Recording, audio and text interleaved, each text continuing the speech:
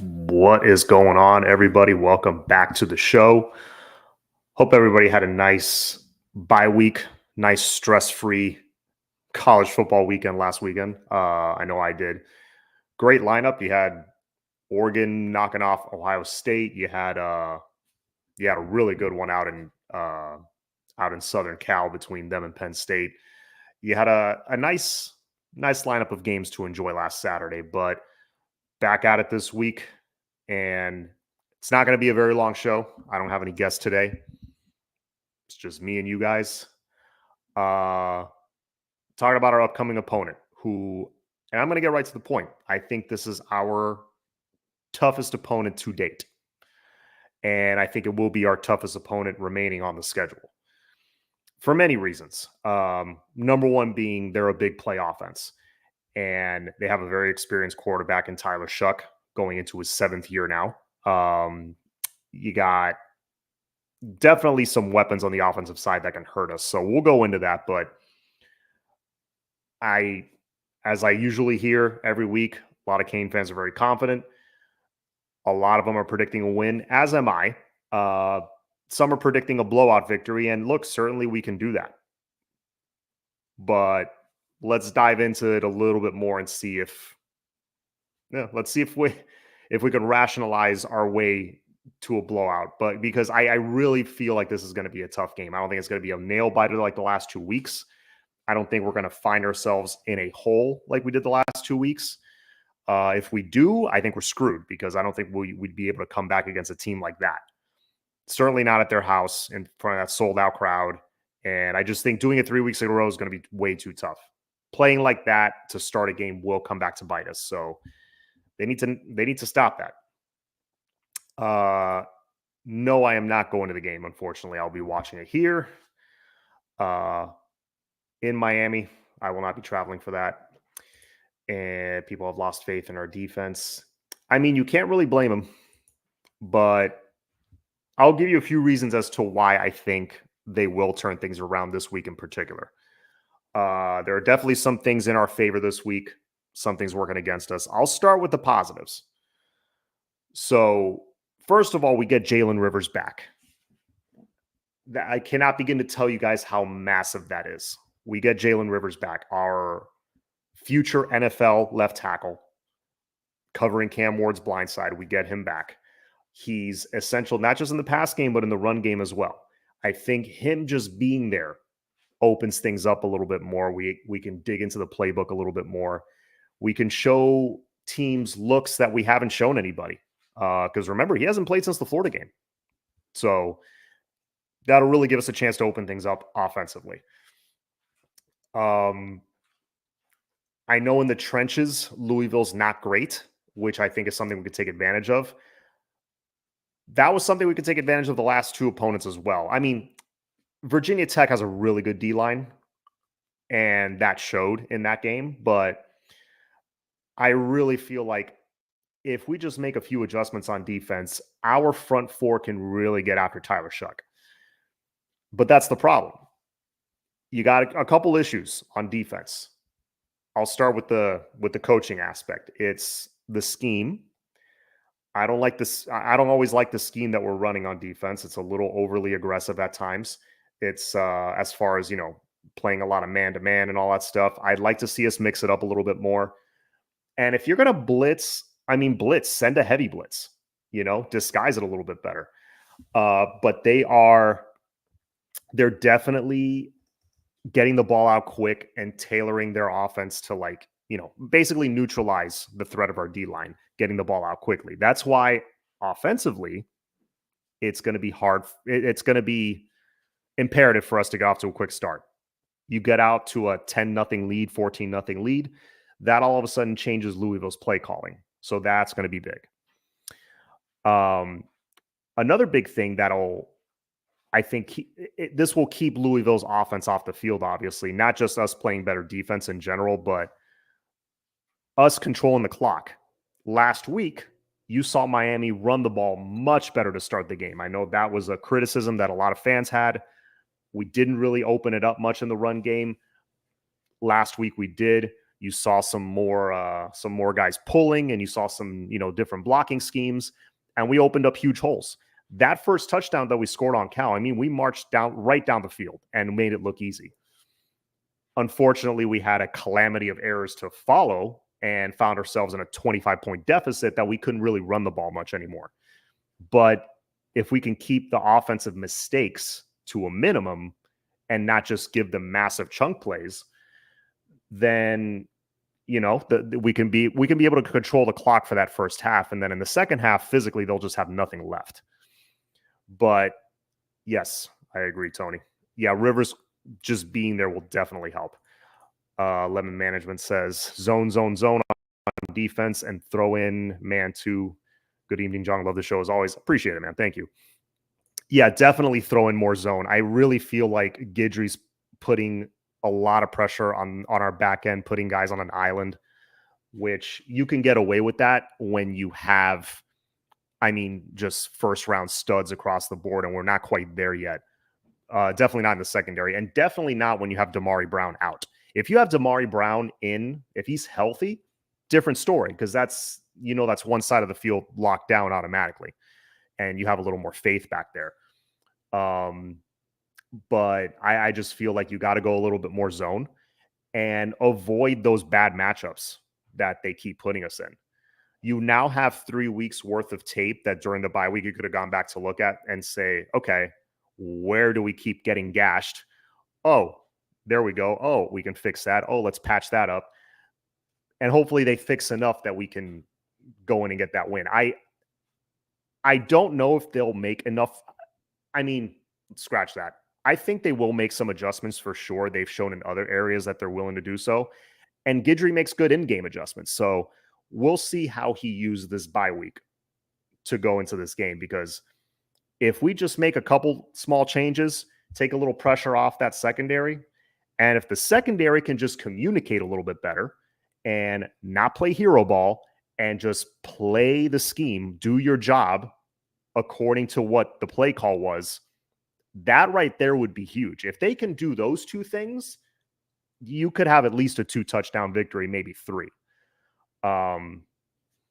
But football's not always that perfect.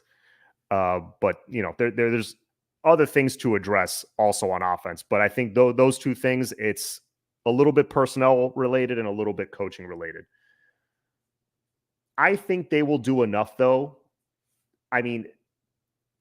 You don't fix all of that in 1 week, I don't think. Not perfectly anyway, but I think you'll patch up enough things, again, to go in there and get the victory. But that's on the defensive side. On the offensive side of the ball, really it's one thing and one thing only. Cam Ward, please, for the love of God, take that check down. Take that short pass, take that whatever safety valve you have on a play where if you go through your first 3 reads and nothing's there and that clock's ticking, get rid of it. Okay? Just I really in the first few weeks you can get away with holding onto the ball for 20 minutes. Last week you couldn't, though. A lot of those sacks, a lot of those pressures in that first half, I cannot fault the offensive line too much. Cam Ward held the ball for 25 freaking minutes at times. He stopped doing that in the second half, and look, we were off to the races once that clicked for him. But we got to do that from the beginning. The Virginia Tech game, you had 3 really bad turnovers by him. He brought us back. We won the game. Fine. Cal, he had a lot of bad decisions, not taking his check down, not taking the safety valve, running for his life, reversing his field, and trying to look for the bomb instead of just getting rid of the ball. He did that the first half, put us in a hole along with the defense, brought us back. We won the game. If you just remove that aspect, even if the defense has a crappy game, take out the turnovers, and I think we win by a couple of touchdowns. So there's so many things to fix that if they just patch up a little bit of it, we got the W, and a decisive one probably. So that's the positive. Now, here's the other side I got to look at. But before I do that, let me click on Mo really quick. John, do you think this is a breakout game this is a breakout run game for our offense? I think so, because we were on our way to doing that against Cal, but the game turned out how it turned out, and we couldn't continue with that. Uh, but yeah, there's no reason why we shouldn't just run it down their throats like for 4 quarters straight. And if we do that, I mean, forget it, because like the secondary then is going to be really vulnerable to the big play. But I really do think that they should approach it that way. Use the pass to open up use the run to open up the pass in this game. Let's see, checkdowns with our athletes in space can lead to big plays. Yeah, and I think that's something Cam has had to get used to, because he doesn't have to do it all himself like he had to at Washington State. He can take the check down. He can dump it off to a Mark Fletcher or an Xavier Restrepo. And that guy can make somebody miss and turn a 4-yard dump off into a 20-yard first down. He's got to remember that, especially early in the game. Like, please stop taking these chances. A lot of them aren't working out. So take the checkdowns on offense, and on defense, just avoid the mental errors, avoid the selfish play, and throw in a little bit of zone. And I think we got this. Good morning, John. Almost 2 a.m. here in Africa. Nice. If we play like we did at Florida, we win in a walk. Absolutely. I think it goes exactly like the Florida game if we do that. But remember, Damari was healthy. That's a factor you got to remember. And everybody was healthy, actually. Guys are banged up. Can't gloss over that. But Mo, if I didn't say thank you out loud, thank you for the dono. As always, appreciated. So that's the positive stuff. I think there's a lot of stuff in our favor for this game, the biggest of which is Jalen Rivers being back. Now, the negatives, things on, in Louisville's favor. They have lots of experience on offense. Experienced quarterback, experienced playmakers, Ja'Cory Brooks, Colin Lacey, those 2 guys that can really hurt you. And then that running back from Homestead, Isaac Brown, dude, he's already at over 500 yards halfway through the season. He is averaging over 8 yards a carry. Again, this is a true freshman, all right, that has a good amount of carries. Let me see how many carries he has. He has 59 carries for 508 yards. 3 touchdowns. His longest play was for 77 yards. They have a lot of guys that can hurt you if you're not playing assignment football. So that's going to be imperative in this game. But hopefully, again, we use the bye week to our advantage and got a jump start on their offense, looking at film and all that stuff. But they got to be prepared for anything, really. Teams are going to try trick plays on us and all that stuff. I think the best thing you can do there is, like we've said, kind of stay at home and play a little bit more zone instead of taking your chances and like following guys in motion and all that stuff. KC Kane fan says Louisville Lange, undisciplined Miami defense. Yeah. That's why I think this game won't be – that's the main reason why I don't think this game will be like a 3-touchdown blowout. I don't think we cure the undisciplined play in 1 week. I think we fix enough to make it a win for us, but it's too much to fix in 1 week, I think, for it to be that pretty and that like perfect. Need to play more zone, rush 4, yeah. Definitely mix it up, some zone and man. If we cut out 50% of the big plays, we beat everybody left on our schedule. I 100% agree with you. I 100% agree with you. That's why I keep saying there's so much to fix that it's kind of, you could look at it in a positive way. We're 6-0 and there's still so much to fix. Just keep tweaking little things as you go and, keep the turnovers to a minimum and you'll be fine. Let's see. Their defense does not scare me. I mean, they only allow about 19 points a game, which is statistically is pretty solid. But let me see really quick who they have played so far. How many good offenses they've played. They played Austin Peay. That was a shutout. Jacksonville State. That was a 14. They only allowed 14 points. They held Georgia Tech to 19 points. Again, Georgia Tech's not as dangerous as I thought they were going to be, but they're no pushover for sure. So that's, good performance by their D. Notre Dame does not have an explosive offense. They lost to them 31-24.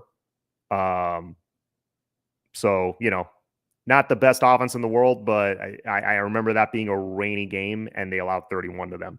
I think one of those touchdowns was on special teams, though. And then SMU, they lost a close one. Really an SMU team that's coming into their own, 34-27. And then they beat Virginia 24-20. Some people will look at those matchups and say, oh, those aren't impressive wins. I mean, yeah, the two losses are against good teams, in my opinion.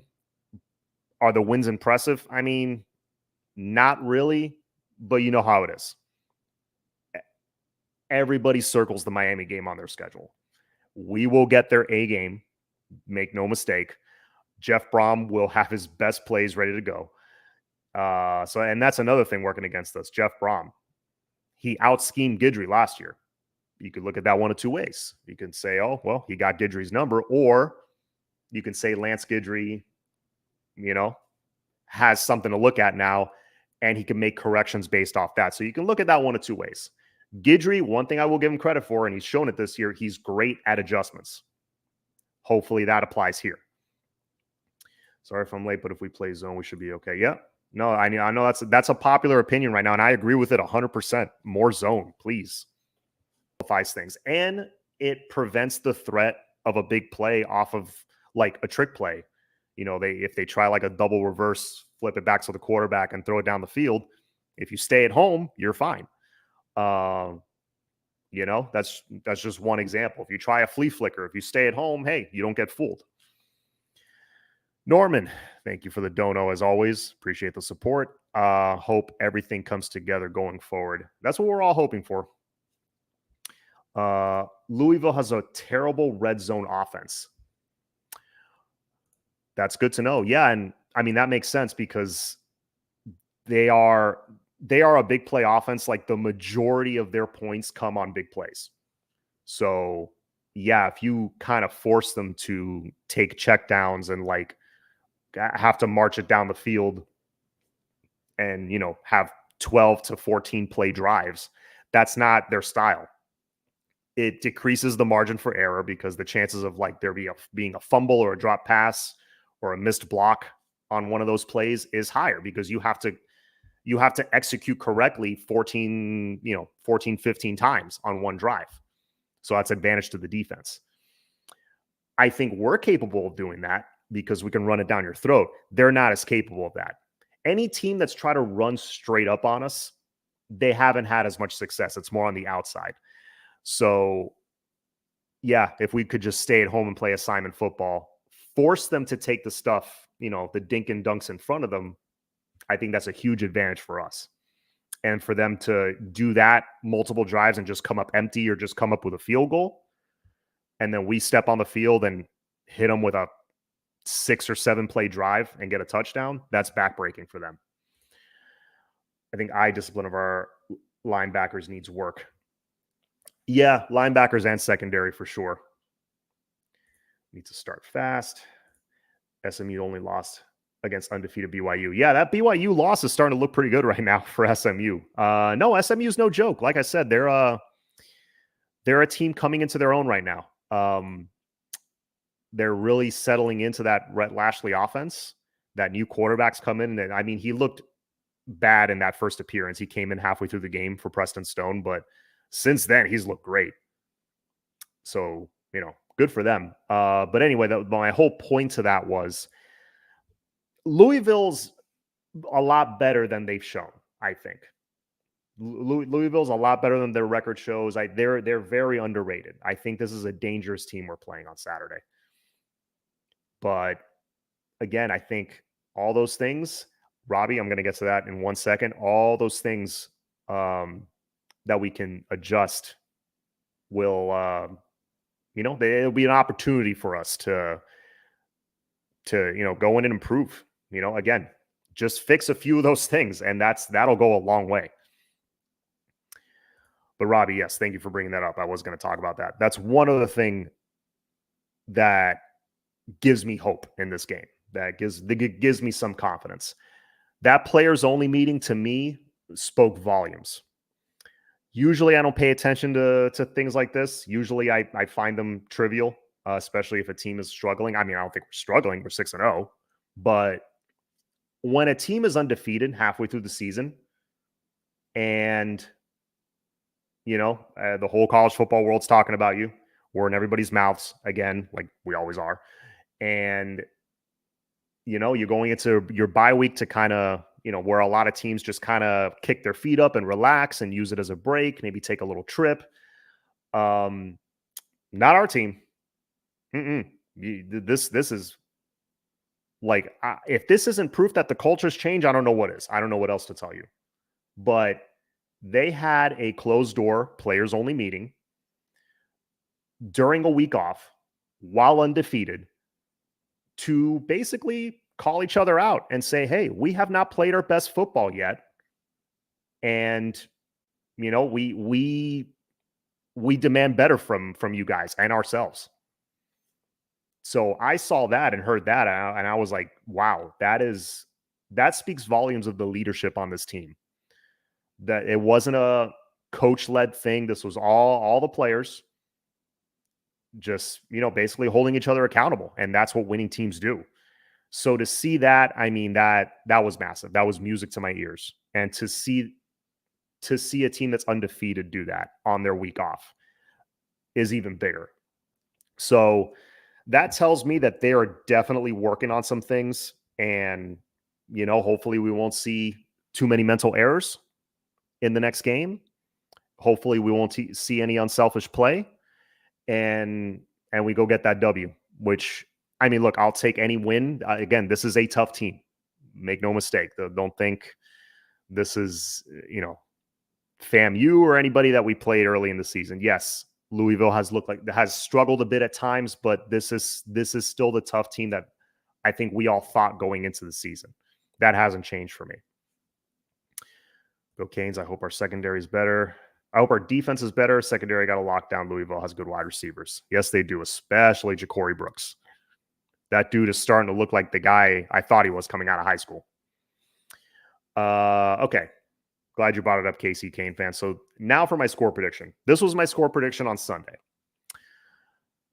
I still think it's going to be a relatively close competitive game, but not that close. I mean, that's not close. That's a nail biter. I don't think it's going to be that bad. I think it's going to be pretty tight and competitive for like 3 quarters. And then we kind of score that one touchdown or kick that one field goal to just ice it in the 4th. And, that'll be it. And hopefully us running the ball well and controlling the clock, that'll mean the 4th quarter is pretty much ours, because physically they'll have nothing left in the tank. And that's Mario football. That's how it's meant to be played. So this is my score prediction. Miami 37 and Louisville 28. I think Miami goes up there and wins 37-28. So we win by 9, covering the spread of 4.5. I believe the spread's at 4 or 4.5 right now. I think we cover that. And yeah, I think we go up there and get a solid W. I think we clean some things up. I think fans will be pleased that, I think fans will be pleased with what they see. They can see that, okay, we worked on some things. Some things improved. I don't think the bye week curse that we've had the last 20 or so years is going to come back to bite us, because that was just bad culture. I'm not seeing that with this team. I would be shocked if we come out flat in this game. I really would. I would be really, really surprised. I agree with Phil. Noon start helps. I also think the noon start helps. It's a noon kickoff is not the same atmosphere as a night game. It just isn't. So a little less to deal with there. I mean, we walked right into the swamp and silenced them. So I'm not really as scared of, those atmospheres. But, weird things tend to happen in night games. I've always believed that. I think this noon start is a nice, it's a nice fresh start for our team. A week off, I'm sure, helped guys get a little bit healthier. There were definitely a lot of guys playing banged up. So that extra week to heal up a bit, heal up those sore muscles and, those tight shoulders and those tweaked ankles, that week off is big. Hopefully Inez Cooper starts to look like Inez again. The Inez that we know, and just dominating the line of scrimmage. Like I said, Jalen Rivers is back. Matthew McCoy's been playing fantastic. CC's been playing fantastic. I think he has like 0 pressures allowed for the season, which is just stupid. 0 pressures or 0 sacks, one of the two. Either way, it's ridiculous how he's playing. Carpenter has been, solid. He's had bad plays here and there, but just keep playing solid, do your job. The other 4 guys do their thing, and we'll be fine there. I would love to see Bobby Pruitt in a little more. I would too. He's definitely a really smart player and can read offense as well. I mean, you can tell the way he plays. So, yeah, I would like to see a little bit of him sprinkled in. I would like to see a little bit of Zaquan Patterson sprinkled in. It depends how healthy the safeties are. But yeah, I would like to see a couple of the freshmen sprinkled in there, both offense and defense. Offensively, I want to see some JoJo. I want to see some Elijah Lofton.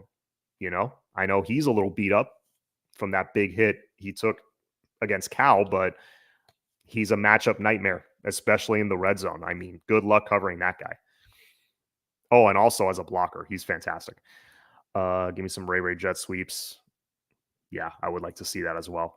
Little jet sweep, some touch passes. That's definitely get them moving. Mix it up, get them moving sideline to sideline a little bit. Run it down their throat.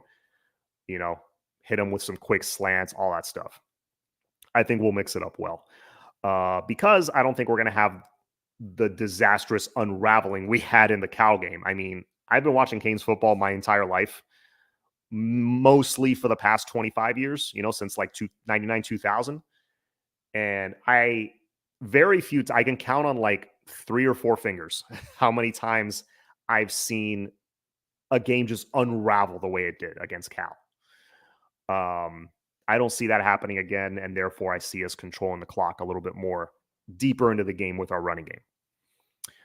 But anyway, that's it for me. Once again, my final score prediction, Miami 37, Louisville 28. I think we go up there and get the W, get our 3rd ACC win. We go up to 7-0 and go into the FSU game undefeated. Please, if you like, go ahead and drop in your score predictions in the comments.